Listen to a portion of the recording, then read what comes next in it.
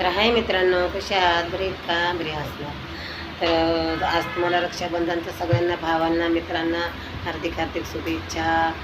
बहिणींना फोन करा, बोलवून घ्या, राख्या बांधून घ्या. कारण माझा भाऊ एक वारलेला आहे आणि एक आहे तर माझा भाऊ गेलेला आहे.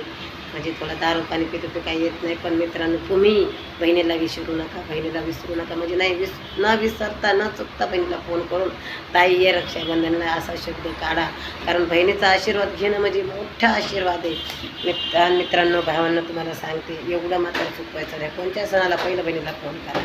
तर मित्रांनो, एक फोनच्या माध्यमातून किंवा व्हिडिओच्या माध्यमातून तुमच्या संग बोलण्याची, एक दोन शब्द बोलण्याची संधी भेटते म्हणून बोलते ना. तर प्रत्येकाच्या घरी कोणी कोणाचं जाईल का बोलायला? किंवा आता हे व्हिडिओ कोणत्या गावात जातो, कोणत्या गावामध्ये पोहोचतो, कोणी ऐकते. तर हे व्हिडिओचा गलत मतलब घेऊ नका. पण हे माझं दोन शब्द आहे. बहिणीला विसरायचं नाही, आईला आणि बहिणीला, बापाला पण. कारण हे नातं नातं कोणतंच कुठलंच श्रेष्ठ नाही. आणि आईचं बहिणीचं प्रेम आणि आशीर्वाद घेणं मोठ्या मोठ्या मोठ्या दौलतीपेक्षा, दौलतीपेक्षा मोठा आहे. तर मित्रांनो, माझं एकच एवढं सांगणं आहे.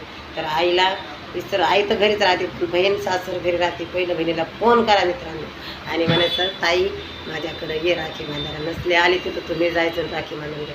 तिला काय अपेक्षा नसते हो बहिणीला फक्त तुम्ही फक्त ताई म्हणून बोला. बहीण बघा किती मोठी मन करून भावाला आशीर्वाद देते. आणि ते घ्या. एवढे धन दौलत कमवलं, एवढा पैसा कमवला, बँकेत जरी भरल्या पैशाने, तर ह्या आशीर्वादाशिवाय कोणताच आशीर्वाद मोठा नाही. तर चला मित्रांनो, बाय. काय वाटतं तुम्हाला?